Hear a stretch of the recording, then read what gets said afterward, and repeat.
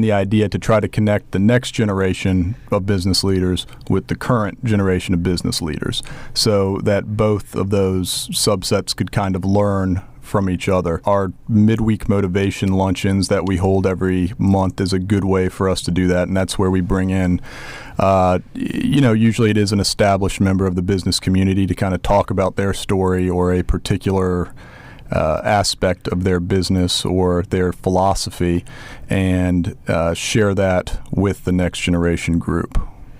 It would seem the mentoring could be valuable for both, obviously for the younger person, learning from an established business person, but also the mentor being around new ideas and new ways of thinking that could be beneficial.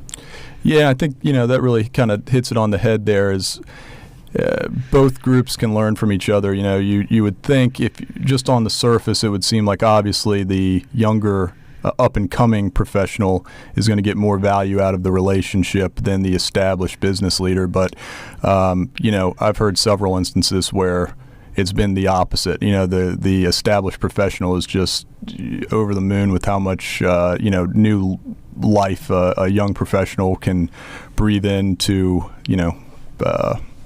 their company, but just exchanging ideas and things like that. And I think it's valuable to both groups. How big an issue is it in this area for a young person to get some experience, then want to move on to a bigger area? So that was part of the reason that this group was founded back in 2008, was to help folks get some roots here that would make them want to stay here. And so the approach that was taken at that time was if we can get them a good business network here, some friends here, and then a good social network here, and then as well as involved in the community, then they would want to stay here because it's where they had grown right out of school. And it has been a problem. It probably always will be a problem. Every city has this problem.